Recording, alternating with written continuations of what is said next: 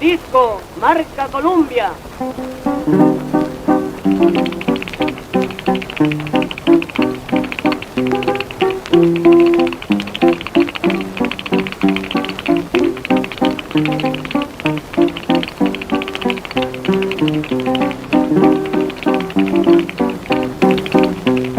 Hace casi un siglo, el gran poeta peruano César Vallejo escribió Los poemas humanos, entre los que se encontraba Los 9 monstruos.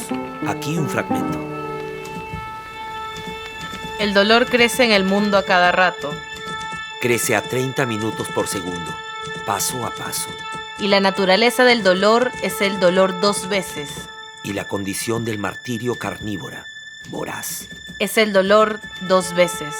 Y la función de la hierba purísima, el dolor. 2 veces. Y el bien de ser, dolernos doblemente.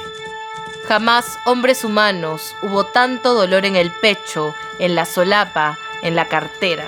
En el vaso, en la carnicería, en la aritmética. Jamás tanto cariño doloroso. Jamás tanta cerca arremetió lo lejos. Jamás el fuego nunca jugó mejor su rol de frío muerto. Jamás, señor ministro de Salud, fue la salud más mortal.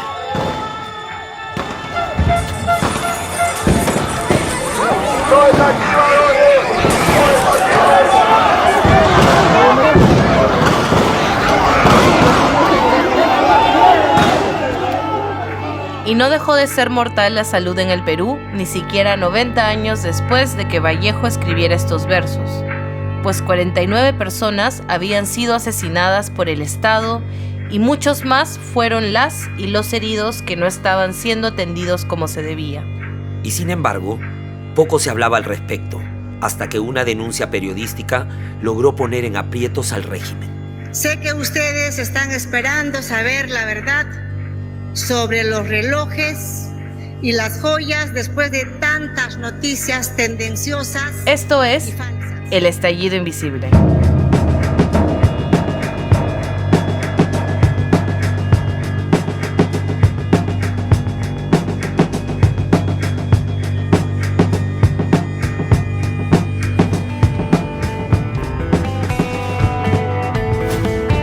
Hola, soy Marcos Cifuentes. Bienvenidos a La Encerrona, tu mini noticiero mañanero. Hoy es jueves 14 de marzo de 2024. Y hoy vamos a hablar de la colección de relojes que Dina Boluarte ha empezado a lucir desde que asumió la presidencia de la República.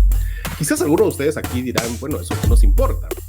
Y es que resulta llamativo. Pues detectamos que Dina Boluarte usaba 3 Rolex que, claro, no podía justificar con sus ingresos ni como presidenta ni los ingresos que había tenido antes de presidenta. Quien habla es Marcos Cifuentes, director del mini noticiero web La Encerrona. Es que resulta llamativo, por decirlo menos, que la presidenta haya lucido un total de 14 relojes distintos en actividades públicas, entre ellos un Rolex. Fue en este medio que una investigación de Ernesto Cabral destapó lo que se conoció como el Rolex Gate. Y empieza con una fuente que se había reunido con la presidenta un par de veces. Al poco tiempo me llega un mensaje de Twitter un poco random de alguien que conozco y me dice, oye, acabo de ver a Dina por la tele, ¿tiene un Rolex? Entonces yo dije, bueno, esto está en el aire, alguien nos va a ganar. Ernesto, está pasando esto, ¿qué hacemos? Y entonces Ernesto empezó con un procedimiento delirante. Ernesto Cabral, periodista. El Perú tiene un Flickr, que es este vestigio del internet, donde sube todas las fotos de la presidenta en alta resolución. Entonces lo que básicamente hice fue sentarme a revisar todas las fotos desde que Dina era ministra, después fue presidenta. Una por una revisé alrededor de 10.000 fotos más o menos, ¿no?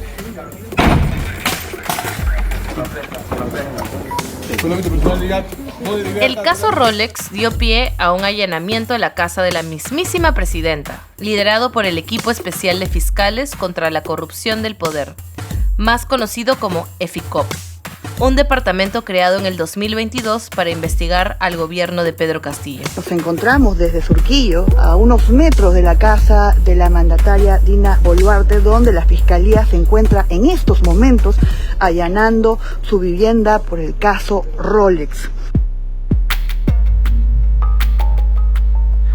Poco a poco se fue revelando que los relojes de lujo que Dina Boluarte usaba eran regalos no declarados por parte del gobernador regional de Ayacucho, Wilfredo Oscorima, quien sospechosamente parecía estar más del lado de la presidenta que de los deudos de la matanza en su región. Tiene la herida detrás de la espalda y ha salido por el pecho. Esto no es justo, señor. Yo soy un demócrata. Yo respeto la Constitución y las leyes.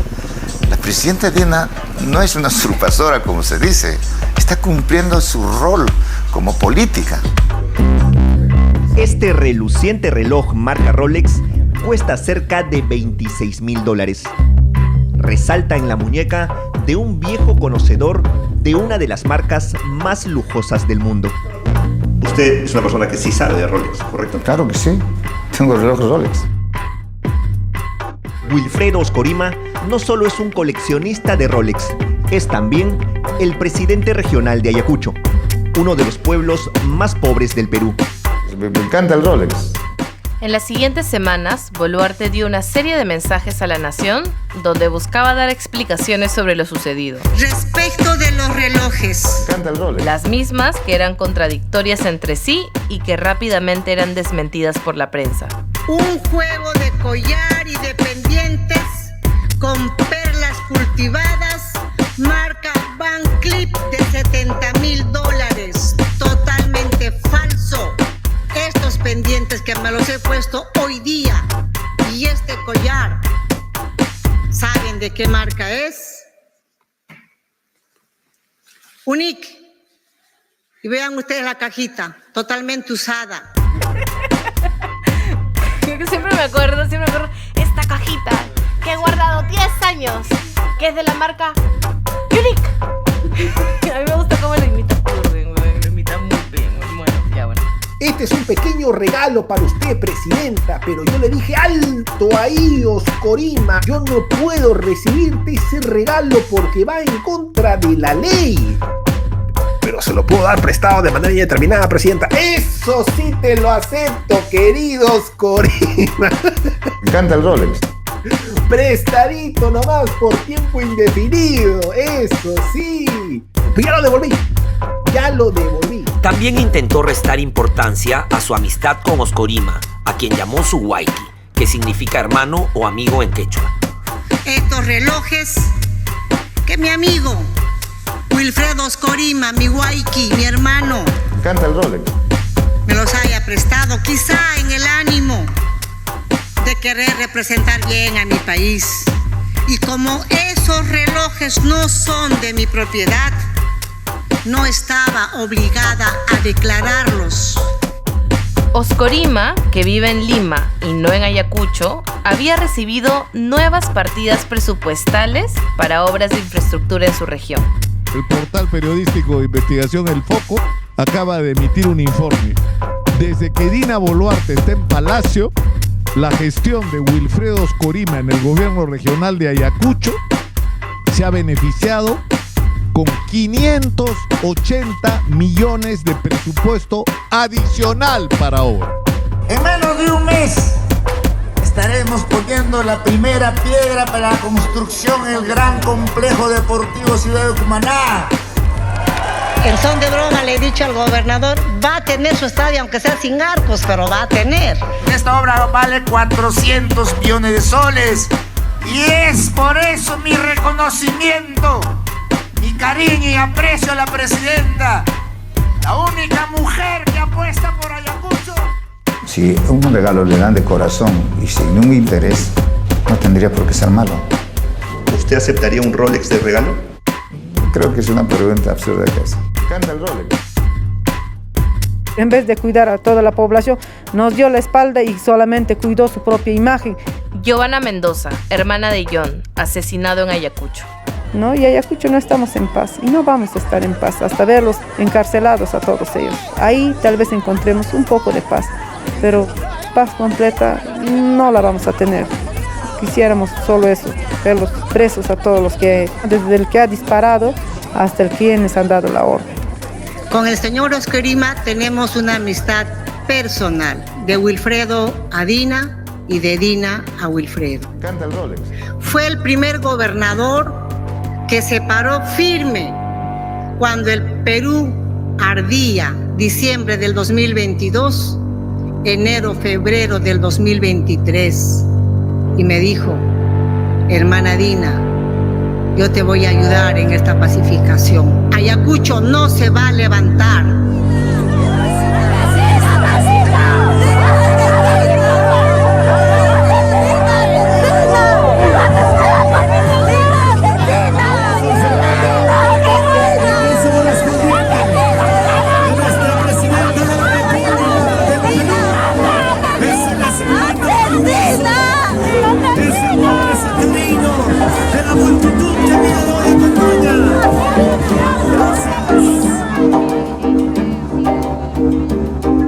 En enero del 2024, un año después de la masacre de Ayacucho, Wilfredo Oscorima organizó la visita de Dina Boluarte a la capital de la región. Nuestra presidenta es provinciana como nosotros. Lo que fue visto como una provocación. ¿Dónde han estado las autoridades anteriores? Ha tenido que venir una mujer presidenta para tratar a todos los peruanos como a sus hijos. Dina y Oscorima, juntos por Ayacucho. Dina y Oscorima, juntos por Ayacucho. Dina y Oscorima. Allí Boluarte no ofreció ningún tipo de disculpas por la decena de asesinatos. Estoy en desacuerdo que el señor Oscorima la traiga todavía acá, como si nada hubiese pasado. Poco a poco se viene ya acercando a este punto, donde... En un momento inédito, Boluarte bajó a donde se encontraban los asistentes y comenzó a tirarles caramelos.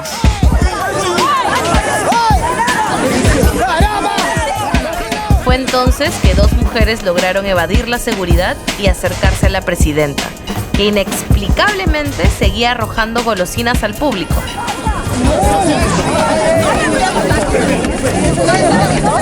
Cuando ya estuvieron a su lado, una de las mujeres jaló de los pelos a Dina, mientras la otra le increpaba por las matanzas. Ha sido el momento en que esta persona estaba reclamando a la presidenta de la República, Dina Boluarte, por la muerte de un familiar durante las manifestaciones, recordemos, de diciembre del 2022 y enero del 2023. Mataron a mi esposo, voy a estar tranquila yo, viendo a dándole la bienvenida. Su nombre es Ruth Bárcena Loaiza, viuda de Leonardo Argoyaja. Las mujeres que lograron atravesar la seguridad presidencial y acercarse a Boluarte fueron Hilaria Aime y Ruth Bárcena, a quienes conocimos en el episodio de Ayacucho. Por un momento yo dije, ¿qué va a venir? No creo que se atreva a venir. Ruth Bárcena. Empecé a ver las redes sociales y sale, la presidenta de Dina Boluarte llega y está con el señor Oscorima y salen agarraditos de la mano, entran a donde está la obra que se está inaugurando.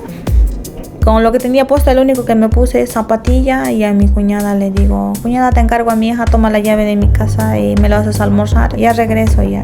La salud de mis hermanas, la salud de las niñas es prioridad para esta mujer presidenta. Fui a la hollada y hablaba que acá en Ayacucho hay muchos niños desnutridos, que no debemos permitir que nuestros niños mueran, que no debemos permitir que se enfermen. Pues apostamos por la salud de los hermanos ayacuchanos, de las hermanas ayacuchanas. Ya se estaba metiendo con una parte de mí que, por culpa de ella, perdí a mis dos hijos que estaba esperando.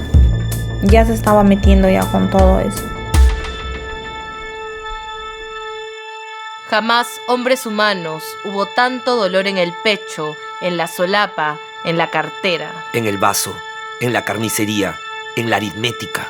Jamás tanto cariño doloroso. Jamás tanta cerca arremetió lo lejos. Jamás el fuego nunca jugó mejor su rol de frío muerto. Jamás, señor ministro de Salud, fue la salud más mortal. Acá no venimos a traerles poesía. Acá venimos con obras concretas, porque queremos el desarrollo. Ayacucho es una de las regiones que está en mi corazón, que está en mi corazón, que está en mi corazón, que está en mi corazón. No lo pensé en mis 2 segundos porque yo llevaba una botella de chicha en la mano. Iba a tomar, lo abrí y lo lancé hacia la señora porque ya me había llenado de cólera. A lo menos esperábamos cuando llegue a la hollada que se disculpe, que pida disculpas a las víctimas, que se solidarice con las víctimas, ya que no lo hizo todo el año que estuvo en Lima. Yo vi la oportunidad y me acerqué y la agarré y le dije: señora, necesito justicia por mi esposo ha sido asesinado y tú estás acá lanzando caramelos como si fueran animales a las personas, como quien decir: yo soy la reina y tú vas a recoger los caramelos del piso, lo que yo voy a lanzar. Necesito justicia, mi esposo ha sido asesinado. Son las únicas palabras que yo gritaba en ese rato. Hasta que me agarraron de todos, me jalonearon, me llevaron para acá, para allá, me golpearon, me arañaron, todo. Es lo que pasó ese día.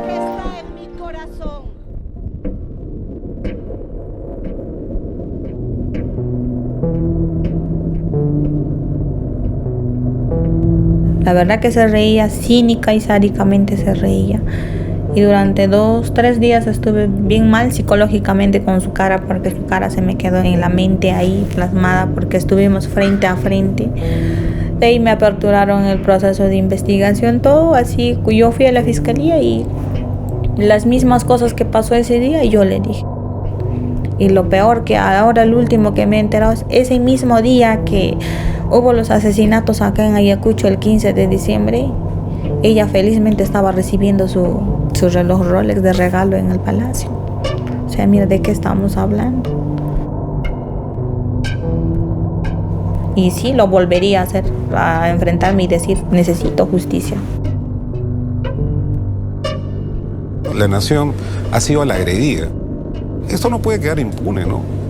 A diferencia de lo que pasó con las masacres, lo de la jalada de pelo se investigó a toda velocidad y ahí sí rodaron cabezas en la policía y el departamento de inteligencia.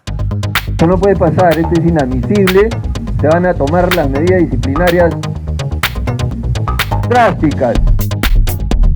Mientras tanto, en Lima, el coronel Harvey Colchado, jefe de la DIVIAC, cumplió 50 años y la forma de su celebración generó polémica. Harvey Colchado, entonces jefe de la DIVIAC, lideró un allanamiento a la casa de la presidenta Dina Boluarte.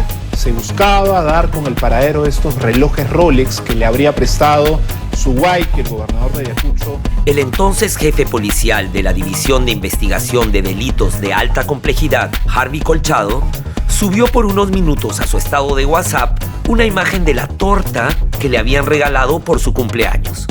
Allí se veía como un pequeño muñeco tumbaba una puerta, presumiblemente de chocolate. Consiguieron una fotografía de una torta de cumpleaños del señor Harvey Colchado. Le llevaron una torta, le tomó una foto a su torta y la puso en su WhatsApp. Y la compartió con sus familiares y amigos. ¿Dónde dice ahí casa de Dina Boluarte? En ninguna parte. Ustedes pueden creer que esa es la razón, su torta de cumpleaños. La imagen fue utilizada como excusa para sacar a Colchado del cargo, aduciendo que se trataba de una burla a la presidencia por el allanamiento previo que se había hecho a la casa de Dina Boluarte. Es lamentable este tipo de actitudes que puedan tener algunos funcionarios, en este caso efectivos de la policía. Lamentablemente se ha perdido el respeto en nuestro país. Y la figura de una presidenta de la República, por más lo que sea, o cualquier ser humano, merece el respeto. Con esa actitud ha cometido una infracción muy grave, si no me equivoco, la MG 92, difundir por cualquier medio, redes sociales, situaciones del servicio o de la misma persona, ¿no?, que afectan la imagen institucional. Este es un grave atentado contra un bien jurídico protegido que es la imagen institucional. Entonces, por tener una torta, lo han suspendido del trabajo de coordinación del equipo de policías. Y ahora lo vemos patrullando las calles, ¿verdad? Policía de tránsito. Correcto, como un policía de tránsito estaba patrullando un puente en la vía expresa en el distrito de San Isidro.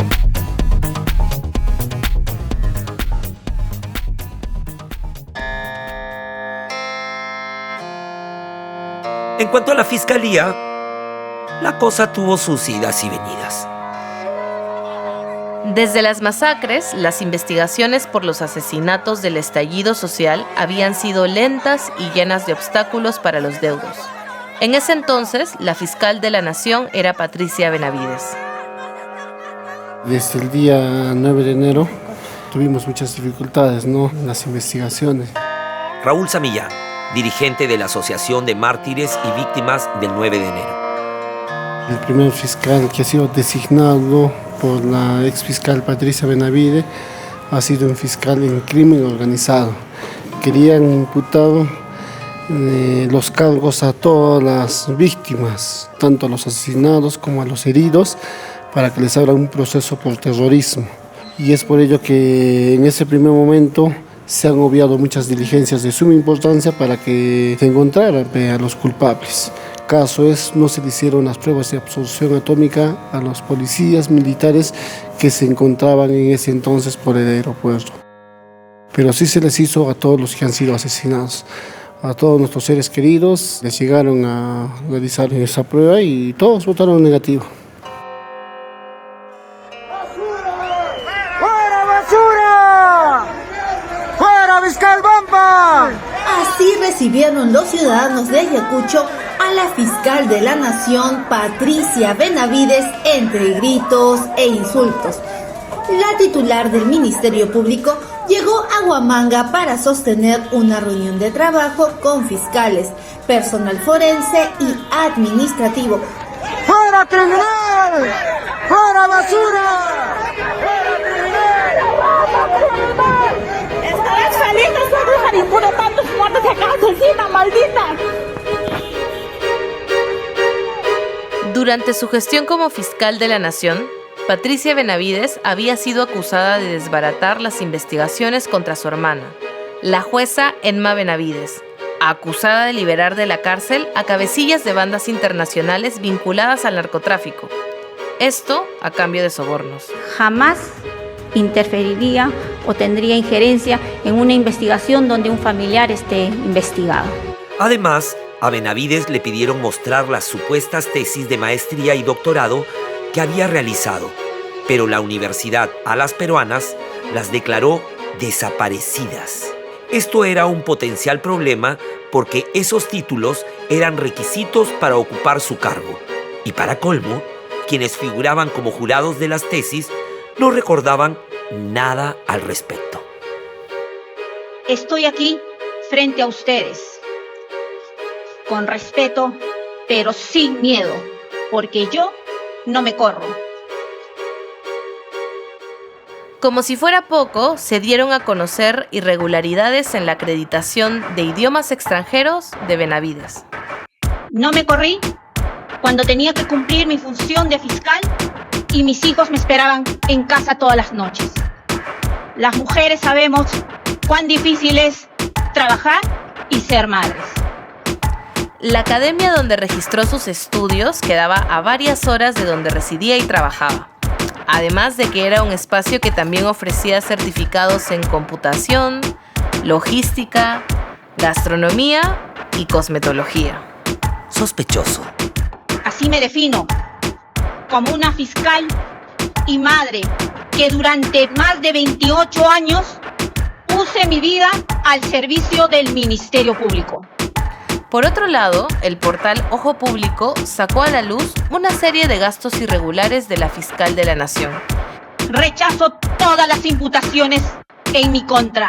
Quien curiosamente estuvo por el Vaticano los mismos días en que Dina Boluarte viajó en visita oficial.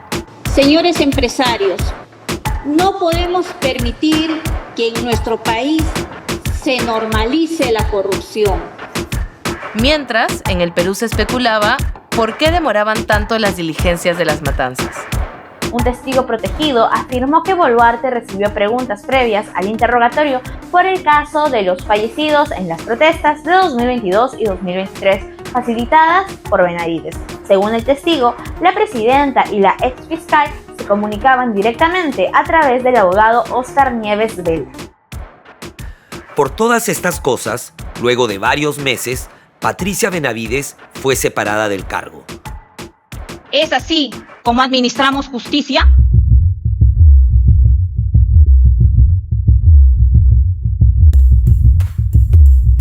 En noviembre del 2023, el EFICOP, liderado por la fiscal Marita Barreto y el todavía coronel de la policía Harvey Colchado, el de la torta, atribuyeron a Benavides el ser cabecilla de una presunta organización criminal que operaba en la alta dirección del Ministerio Público.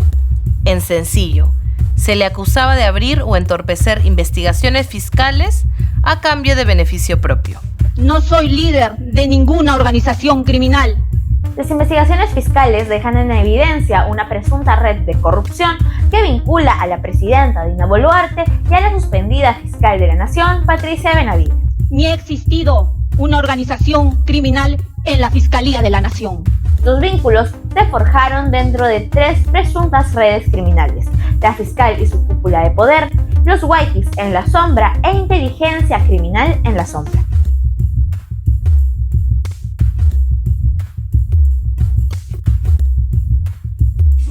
Es objeto de esta diligencia para los asesores del fiscal de la Nación. Iniciamos con esta oficina, por favor. Tomen nota de la orden. Tras una operación bautizada como Valquiria 5, se detuvo a 3 asesores de Benavides. Uno de ellos, Jaime Villanueva, apodado Filósofo, fue implicado como nexo para supuestamente obtener votos del Congreso a cambio de favores judiciales, ya que gran parte de nuestros actuales congresistas son investigados por todo tipo de delitos cometidos antes y durante su asunción al cargo.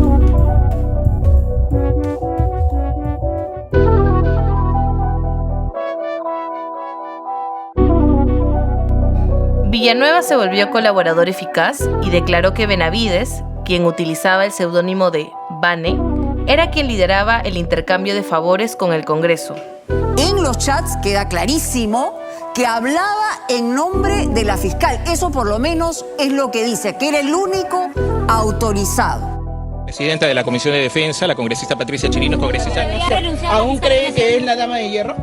No sé si será la dama de hierro, eso lo va a demostrar ahora. Si no, yo lo he dicho. Cállate, hijo, que estoy contestando acá. Si la señora Patricia Benavides es culpable, que renuncie, pero si no es culpable, que se defienda y aguante y arremeta contra esta mafia caviar que está armando todo un globo. La situación de Patricia Benavides se complica aún más luego que la colaboración de Jaime Villanueva ya no se basa solo en chats, sino que ahora entregaría a los fiscales nueva y valiosa información que involucra a la congresista Patricia Chirinos, quien hasta ahora negaba que había coordinado con los asesores de Benavides sobre las denuncias que presentó contra la Junta Nacional de Justicia, que terminarían favoreciendo a la exfiscal de la Nación y por las que el Congreso aún tiene el destino de la Junta Nacional de Justicia en sus manos.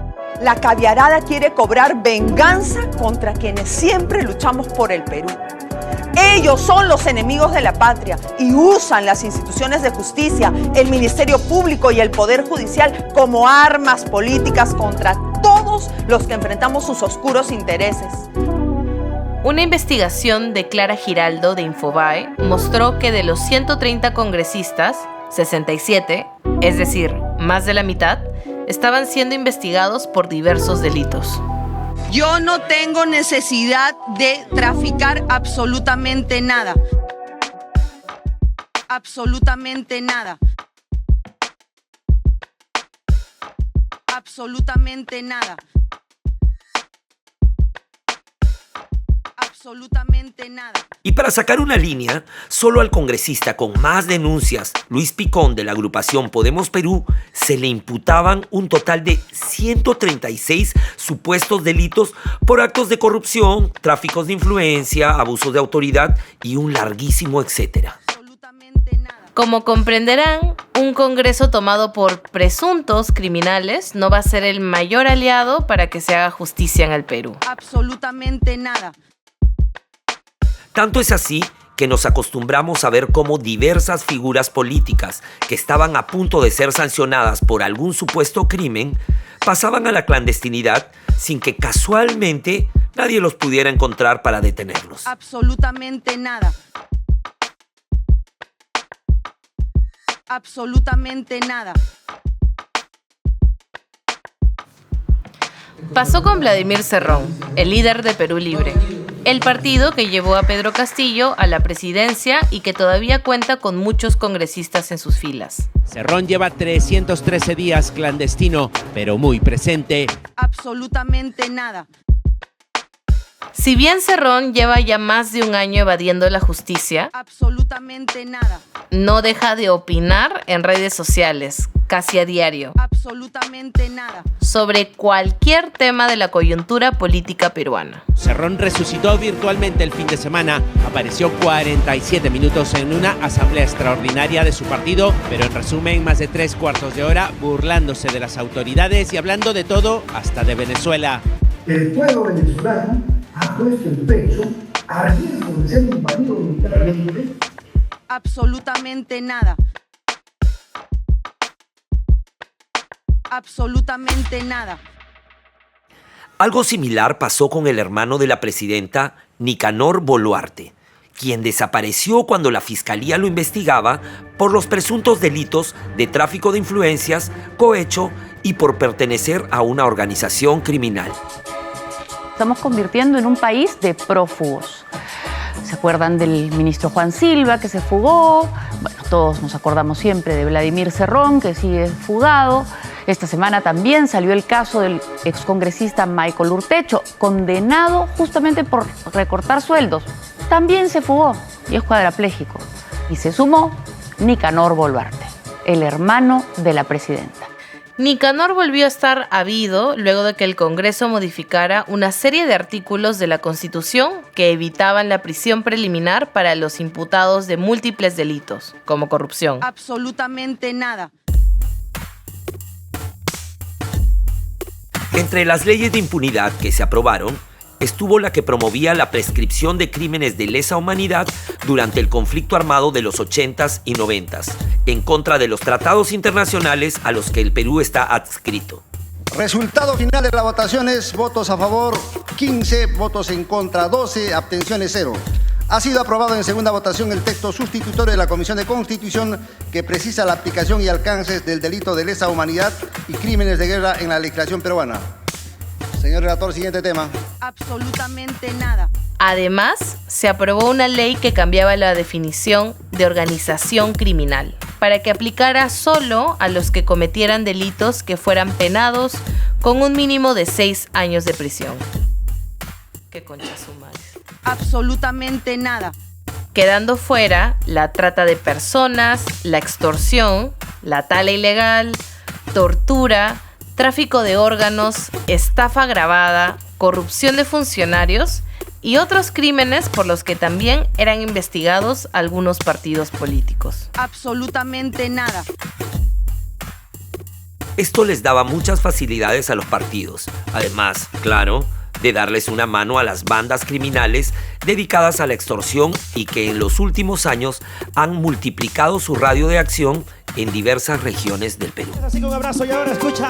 El asesinato de un popular cantante de cumbia en Lima encendió las alarmas sobre la creciente ola de violencia que afecta a Perú, un país donde los homicidios se han triplicado en los últimos 3 años. Con la presencia musical de Armonía 10, con esa canción en la voz de Paul Flores el Ruso. Armonía 10. Salud Perú. Nunca sabrás cuánto te quise. Nunca sabrás cuánto te amé, mi amor. Me enamoré de ti, perdidamente amor. Pero el que más sufrió mi corazón. Qué lindo fue soñar contigo. La violencia ha aumentado considerablemente en el país, un fenómeno que según expertos no caracterizaba a Perú hasta hace pocos años. Uno de los delitos que más ha crecido en Lima es la extorsión, que antes era más común en ciudades como Trujillo, pero ahora se ha extendido a la capital. Bandas criminales están extorsionando a pequeños comerciantes y transportistas de manera cada vez más violenta. A esto se suman los secuestros, un delito que parecía erradicado pero que ha vuelto a resurgir, impulsado por organizaciones criminales que operan impunemente en la capital, aprovechándose de la debilidad de las autoridades. Nunca sabrás cuánto te quise, nunca sabrás cuánto te amé, mi amor. Me enamoré de ti, perdidamente, amor, pero el que más sufrió, mi corazón. La situación es aún más grave debido a la ineficiencia del Estado para enfrentar el crimen organizado. Expertos coinciden en que además de la falta de recursos y formación en la Policía Nacional, la corrupción y los vínculos entre agentes del Estado y organizaciones criminales están debilitando el control de la seguridad ciudadana. Las recientes medidas como el estado de emergencia son vistas por muchos como respuestas populistas, ya que su efectividad es limitada y la falta de capacidad política para implementar soluciones efectivas sigue siendo un obstáculo para la lucha contra la criminalidad en Perú. Lágrima por lágrima la pagarás, por lo que le has hecho a mi corazón. Llorarás recordando. También estamos generando bolsas de trabajo, porque el que delinque es porque no tiene un ingreso seguramente.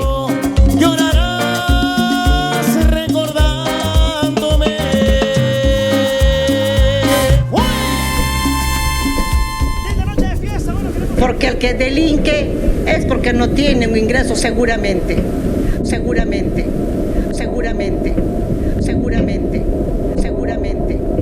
Aunque otros ya lo hacen, sabe Dios, por ambición o porque tienen en la sangre de sicariato. Seguramente. Y en el norte del país y todo el país estamos de duelo, de luto, por la muerte de Paul Flores, quien lamentablemente falleció a manos de sicarios que le arrebataron la vida cuando se encontraba en lo mejor de su carrera musical. Sí, precisamente está Cristian y Elmer Yaipen, quienes han llegado al velatorio de Paul, y vamos a escuchar las palabras. Es todos los peruanos que salimos a trabajar y no sabemos si vamos a regresar a nuestra casa vivos. Ese es el problema. Los congresistas pueden hacer esto más rápido, pero creo que no lo quieren hacer. Lo único que notamos es la indiferencia de las autoridades. ¿Hay una sensación de impunidad? No funciona para nada, eso es una burla.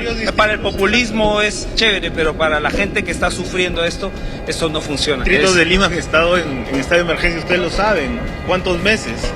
Igual matan sigue igual. El corazón se lo han manifestado que ellos tienen que salir con chalecos antibalas. Todas las agrupaciones de cumbia van con escoltas, con ametralladoras, con armamento largo, con todo para estar a defensa de.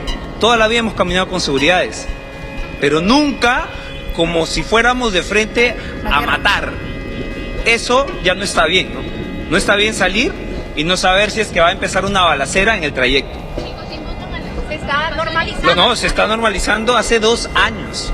Hemos llegado a tocar hasta arriba de los andamios con francotiradores. Esa cosa es vergonzosa. Me imagino se sentirán blindados los estacionadores, ¿no? Me voy con el corazón partido de ver a mi compañero en un ataúd. No me parece justo y no lo tomen como su compañero de cumbia o su compañero musical. No, un peruano más muere, nada más, eso puedo decir.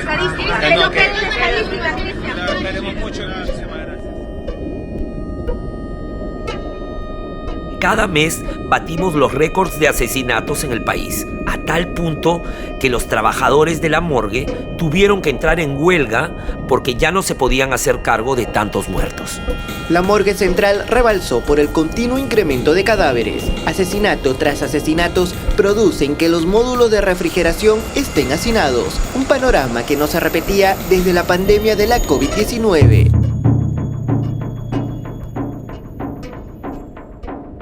Las muertes, los homicidios han aumentado exponencialmente. Lamentablemente en la morgue central de Lima todos los días recibimos cadáveres por bala. Tenemos cuerpos en la cámara de congelación, más de 3 años ahí congelados porque no hay dinero para comprar nichos para enterrarlos. Ese es el problema que pasamos. Lo que sí llegó fue otro congresista acusado de violación. Estoy acá presente en el Congreso de la República con la frente en alto para esclarecer desde mi perspectiva y de lo que yo he visto, los hechos que van a conducir a la verdad de los acontecimientos que sucedieron el pasado 29 de diciembre. Día en que una joven dijo haber sido violentada sexualmente por el congresista José Gerí durante una reunión que el parlamentario organizó para celebrar con amigos la fiesta de fin de año. Yo prosigo con la elaboración, preparación de la parrilla, de las carnes. ¿Y cuáles fueron las medidas urgentes que tomó el Congreso para que esto no se repita? Se prohibió terminantemente el uso de minifaldas por parte de las trabajadoras. La minifalda es una de las prendas más usadas en el mundo y también en el Perú.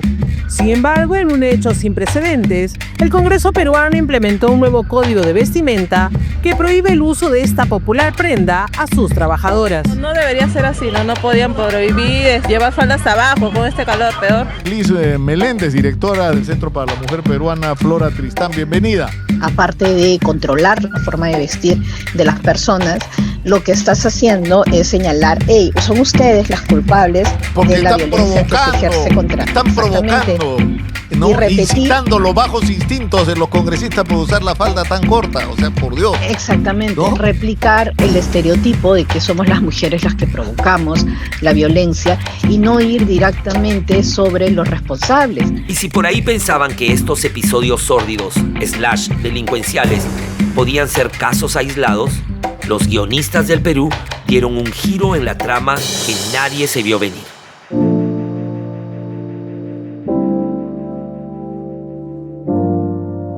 Fueron 60 segundos antes del crimen de la joven letrada que pasaron por la intersección de Santa Catalina con San Eugenio 4 aparentes motos policiales. 45 segundos más tarde, se escuchó la ráfaga de disparos, dejando en escena un total de 40 impactos de bala. Están matando. Fue una verdadera lluvia de balas. La brutal ejecución. En diciembre del 2024, la abogada y ex trabajadora del Congreso, Andrea Vidal Gómez, de 28 años, fue acribillada por sicarios mientras se movilizaba en un taxi de aplicativo. La cantidad de tiros que se podía ver en las imágenes era impresionante. Están adentro, están muertos. Están muertos, mire, están adentro. Más de 40 balazos fueron disparados, matando de inmediato al conductor del vehículo, José Daniel Vargas Briceño, y dejando gravemente herida a la joven abogada. Está vivo, está que respira. Que falleció una semana después del atentado. El vehículo en el que viajaba la letrada quedó hecho un coladero en el cruce de las avenidas Santa Catalina y San Eugenio en La Victoria. Investigaciones de diversos medios revelaron que Vidal había trabajado como asesora en la Oficina Legal y Constitucional del Congreso, bajo las órdenes del ahora investigado funcionario Jorge Torres Sarabia. Un testimonio impactante. Una mujer que dice haber sido víctima de Jorge Torres Sarabia hace años, cuando él era su jefe. Dice que la dopó y la violó y que a pesar de que ella lo denunció, no obtuvo justicia. ¿Qué me ha hecho, jefe? Le digo, ¿por qué estoy así? Le digo, ¿por qué estoy con la ropa abajo? Le digo, estoy con mi ropa interior debajo por la rodilla, con mi pantalón, mi blusa por arriba. ¿Qué me hizo? Le digo, no, que tú querías, que tú querías. El señor Jorge Torres era el jefe de asesoría legal o gerente legal del Parlamento peruano. Un cargo muy importante. El programa Veto a Saber, que ya salió del aire, pero que ha tenido este contenido en primicia, señaló que se investigaba la conducta de Jorge Torres Sarabia como presunto jefe de una organización dedicada a reclutar señoritas en el Congreso de la República para ofrecérselas a los congresistas. La policía no tiene una sola pista sobre este crimen, pero la imputación va a la abogada, la señora Vidal. Conseguía jóvenes que no tenían el perfil y las contrataba como asesoras, como secretarias, y que luego a través de este señor Jorge Torres eran colocadas entre los congresistas. Así fueron apareciendo trabajadoras jóvenes que, pese a no cumplir con los requisitos administrativos para sus cargos, como el título universitario, ganaban sueldos de hasta 7.000 soles mensuales sin necesariamente tener que estar presentes durante el horario laboral. A 200 años de la independencia del Perú, estamos discutiendo una red de prostitución dentro del Congreso de la República. La asesinada ex trabajadora había sido despedida de su cargo un par de meses antes por Torres Arabia, por lo que se especula sobre un posible distanciamiento entre ambos. Y no se habla de una red de nada porque yo no he contratado a esas personas, no entraron en mi gestión. Pero la señorita Andrea Vidal dijo que trabajó con usted. Ella es la única. Lejos de atar los cabos más cercanos entre sí, el Congreso publicó un comunicado aduciendo que el objetivo principal había sido seguramente el chofer del taxi y no la abogada, lo que rápidamente fue desmentido por los análisis forenses. Ella me dijo, necesito hablar contigo, y le dije, bueno, hablemos, y me dijo, no, aquí no, dentro. Entonces, recién me percaté que aquí había una puerta, no me había fijado. ¿Qué es esto? Ya unos años atrás, la expresidenta del Congreso, Mirta Vázquez, mostró a una periodista el peculiar departamento de soltero que había encontrado debajo de la oficina que acababa de ocupar. Hay un espacio que también es histórico. Cuando me enseñaron este espacio me quedé un poco sorprendida de cómo podía haber un lugar así tan privado. Esto incluso era un espacio mucho más sofisticado, acá había una cama un poco más grande. Para hacer masajes. Incluso en el baño había un jacuzzi, que es la lógica de un espacio como un pequeño apartamento para un hombre soltero, si te das cuenta, ¿no? Con el tema de un posible proxenetismo, un posible red de prostitución en el Congreso de la República, lo rechazo totalmente, señor presidente, lo rechazo, puesto de que no ha habido ningún tipo de vinculación de trabajadoras que hayan prestado servicios a funcionarios, a congresistas, mucho menos, como escuché en su momento, de que estos servicios hayan sido para generar votos a favor de un proyecto de ley o a favor de una iniciativa. Es una mujer, como muchas mujeres las que están acá, y lamentablemente por ser bonita o ellos se le está incriminando o se le está haciendo parecer como si fuera una prostituta, y creo que merece respeto.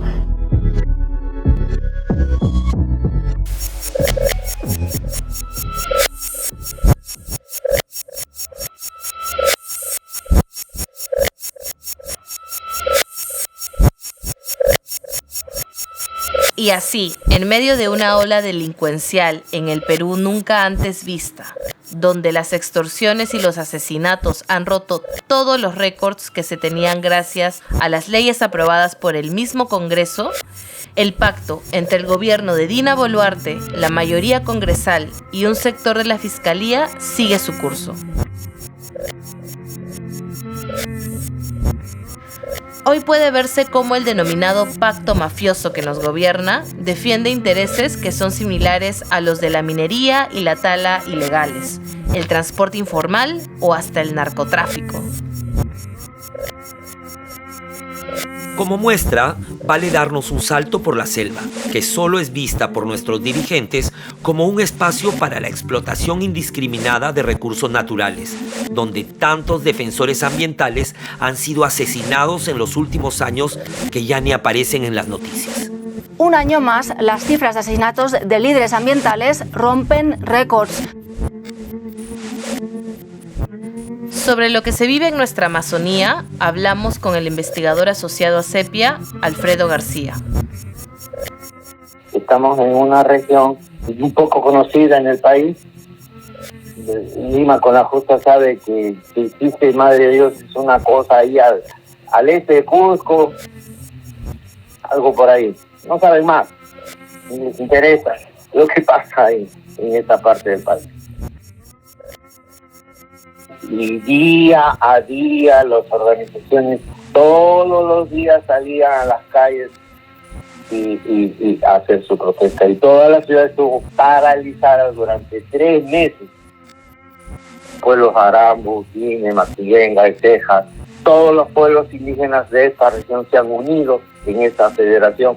Ellos no ocultan su condición, al contrario, y sacan a reducir su condición de habitantes originales o de habitantes indígenas amazónicos, que los caucheros los trajeron del Putumayo y de otros sitios y que están aquí. Hay comunidades y son pueblos indígenas que se defienden de esa manera. En las protestas contra el gobierno de Dina Boluarte en estos momentos continúan en toda la Amazonía.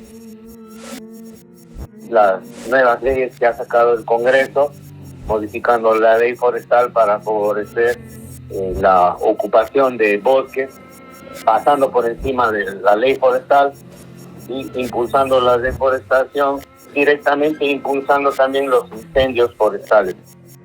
El principal problema en toda la Amazonía, para los pueblos indígenas y para toda la gente que vive en la Amazonía. Gracias, y espero que yo no sé hacer podcast y no tengo la menor idea, pero espero que algo valioso y productivo para la ciudadanía sea mejor informada y tenga datos inmediatos de lo que está pasando en la Amazonía.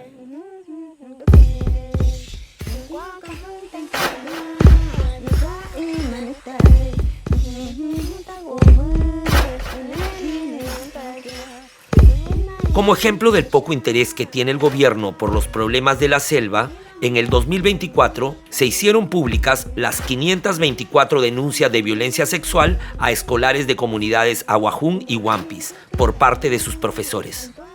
De más decir que el 500,000 de casos reportados desde el 2010 siguen sin ver mayor justicia y muchos de los profesores siguen dando clases a las nuevas generaciones de estudiantes.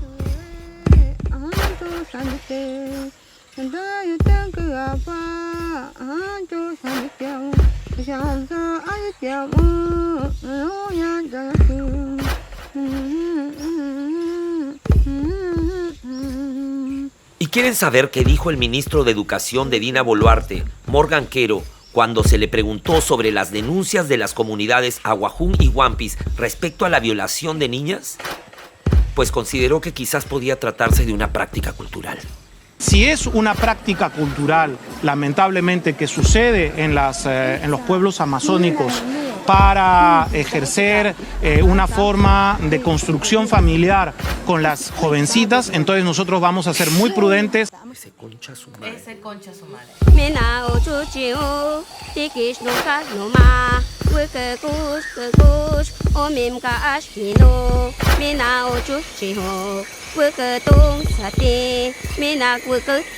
En todas las comunidades indígenas, la violación es violación. Nadie puede tocarte sin tu permiso. Patricia Correa, exministra de Educación. La violación no está permitida. Y entonces eso era también estigmatizar. Nuevamente, prejuicio frente a una comunidad de peruanos y peruanas que el Estado desconoce. Estamos hablando de casos de niños menores de edad que están en la primera infancia, violados, contagiados con VIH, que han muerto de VIH. Niñas que han sido violadas, que han quedado embarazadas y que además han sido violentadas para abortar.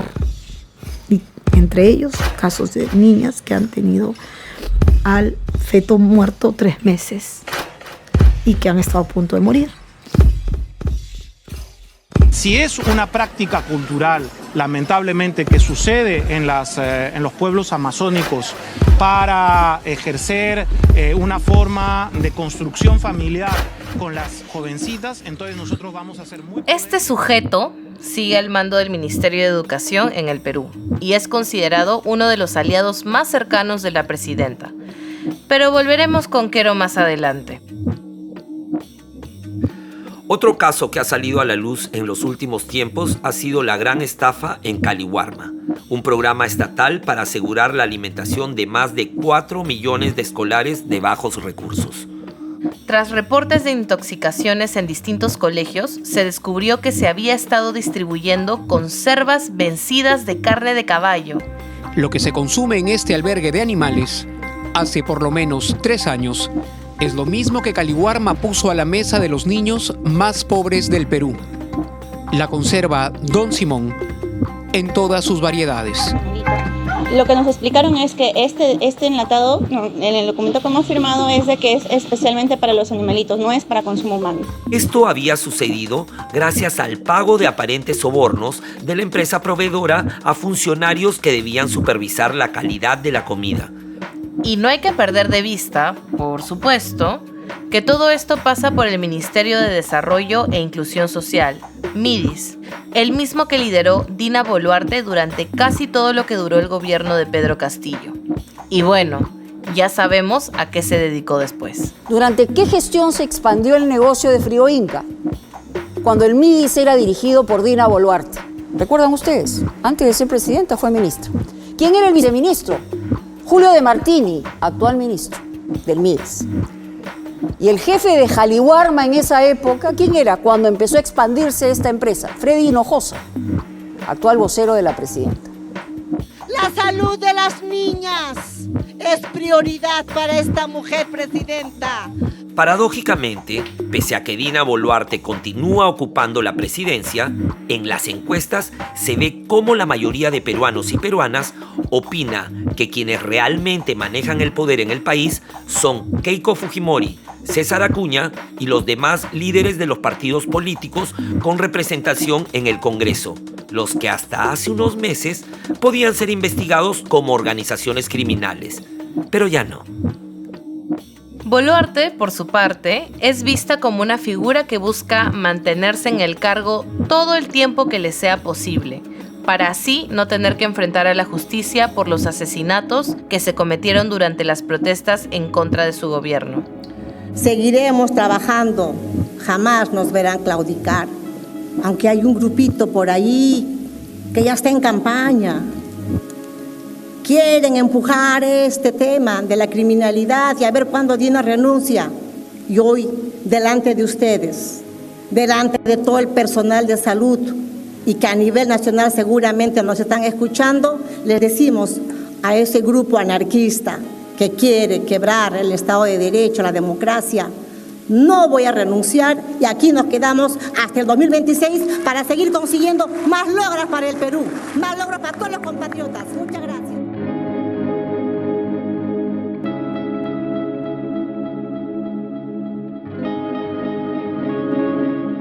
El pacto, mientras tanto, sigue avanzando en sus políticas antiderechos y negacionistas de lo sucedido durante el conflicto armado interno, al punto que recientemente se retiró al director del lugar de la memoria, conocido también como el LUM. Además, se está impulsando que se modifique la guía museográfica del LUM, para así poder contar otra historia de lo que fueron los años de la violencia política en el Perú. Aquí no vale el matiz. O sea, lo que tú tienes que hacer es tener un lugar que ellos llamen de la memoria y que lo único que tenga que sea la versión de los militares como triunfadores de la lucha contra Sendero y que no se escuche ninguna voz que se indique a las violaciones de derechos humanos que lamentablemente, como dice el informe al final de la Comisión de la Verdad, algunos militares en algunos lugares de manera sistemática han cometido. Este espacio, que solo fue posible gracias a una donación del gobierno alemán, lleva ya un par de décadas evitando ser cerrado por los grupos ultraconservadores y de derecha que hoy han tomado el poder. Estamos en Ayacucho y este es el horno más grande y más antiguo de todo el Perú. ¿A quién meteríamos aquí luz? Aún así, estos mismos agentes, como por ejemplo la congresista Patricia Chirinos, siguen llamando públicamente a Dina Boluarte como una supuesta presidenta de izquierda, por haber sido elegida en la misma plancha que Castillo. Señora Boluarte, que es la presidenta el día de hoy en el Perú, devino por una sucesión constitucional. No es que ella haya sido elegida por el pueblo y eso tiene que quedar muy claro. La derecha peruana la tuvo que soportar y la tiene que soportar hasta ahora, porque podemos ir limitando algunas cosas de su comportamiento y de sus decisiones. Sin embargo, de vez en cuando se le escapa su vena izquierdista, ¿no? Y ahí estamos, pues, como Congreso de la República para irla corrigiendo. Ahí estamos para irla corrigiendo, dice Patricia Chirinos, pues tratando de dar a entender, Paola, que el Congreso hace y deshace prácticamente con la presidenta Dina Boluarte, como si fuera prácticamente un títere. Bueno, es lo que ha dado a entender la congresista. Entonces, ¿en qué quedamos? Pues queda claro que en el Perú de hoy, más que una división de izquierda o de derecha, lo que manda es una disputa entre los que defienden un sistema que históricamente ha funcionado en favor de la corrupción y la exclusión, y el resto de los peruanos y peruanas que poco pueden hacer al respecto porque tienen que trabajar en 1000 cosas a la vez, además de pagar cupos a los extorsionadores para sobrevivir. ¿Quién tiene la culpa? Ustedes tienen la culpa. Ustedes asusan a la población y la arrastran a la violencia. Con sus patrañas, ustedes viven inventando fantasías, mintiendo a diestra y siniestra, sembrando caos y promoviendo una guerra civil entre peruanos. Siembran el terror, actúan como terroristas. ¿Por qué? ¿Lo son? Lo son. Asalto a aeropuertos, asalto a instalaciones, asalto a empresas importantes, deterioro de la propiedad privada y pública. Esos no son actos de protesta, esos son actos de terrorismo que deben ser sancionados drásticamente, y esos son los responsables de los muertos que han salido en estas protestas. Ayer ha sido el Día de los Derechos Humanos. Desde el gobierno no se han pronunciado respecto a los 50 fallecidos de las protestas. Los derechos humanos son para las personas, no para las ratas. Estas fueron las declaraciones del ministro de Educación, Morgan Quero, cuando se le consultó por la celebración del Día de los Derechos Humanos y la falta de pronunciamiento del Ejecutivo hacia las víctimas y muertos en protestas.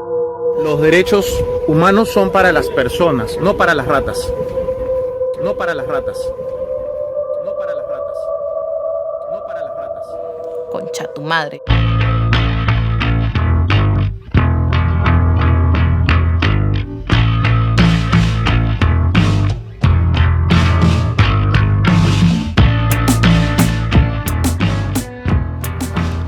Y así estamos, en un momento en que las autoridades muestran un abierto y rotundo desprecio frente a las víctimas de las medidas de fuerza desproporcionadas que se tomaron entre el 2022 y el 2023. El mismo desprecio que todos vimos cuando se inventaron un fraude que nunca existió y que buscó anular los votos de un grupo grande de ciudadanos, en su mayoría campesinos e indígenas, cuyos derechos no son los mismos que el resto de los peruanos y peruanas. Y sin embargo, seguimos resistiendo. Si bien las marchas han disminuido por el miedo legítimo de la población a que el Estado te asesine con total impunidad, en diversos lugares se sigue buscando justicia, al punto que Dina Boluarte, sus ministros y la mayoría de congresistas ya no pueden hacer apariciones públicas sin recibir el rechazo y los abucheos de la población. Peruanos indignados y en rechazo total. Die Peruaner sind wir in Deutschland empört für den Bezug de amor der Impfungen. Perú de vuelta! ¡Señora Dina asesina! ¡Queremos justicia para los muertos!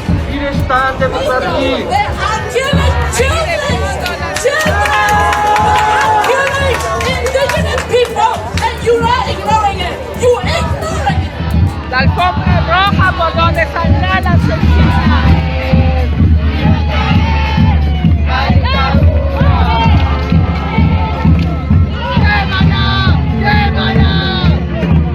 La dictadura va a caer.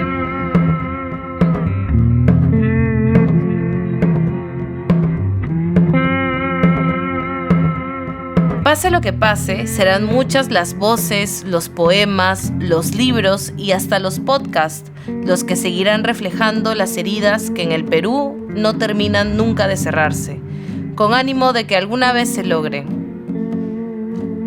Como dice la periodista ayacuchana Chana Taco, algo que la mayoría de ayacuchanos conocemos es la historia de lo que ocurrió allá, ¿no? Es decir, todos los hechos de violencia quedan en la memoria familiar, y yo sé que esto mismo va a ocurrir con las muertes que ocurrieron en el periodo de Boluarte.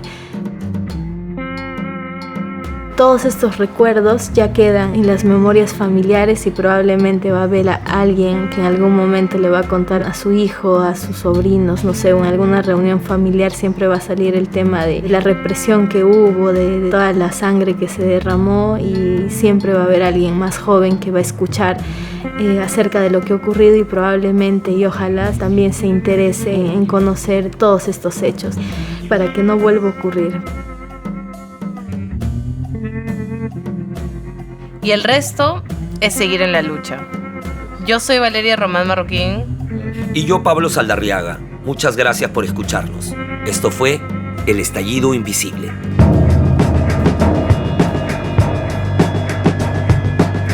El Estallido Invisible es un podcast documental que llega gracias al Seminario Permanente de Investigación Agraria Sepia. Este podcast de autocinema es escrito y dirigido por Gonzalo Benavente Seco y Grecia Barbieri, quien además realizó la investigación. La producción corre a cargo de Carolina de Negri. Willy Ilizarbe realizó el registro de sonido, además del diseño sonoro, junto a Gonzalo Benavente Seco, quien también editó este episodio. La música original es de Santiago Pillado Mateu. Por Sepia hemos tenido el acompañamiento de Mari Burneo y Josefina Rodríguez, a quienes les agradecemos, al igual que a Joana y Yandira Palomino por apoyarnos con la prensa.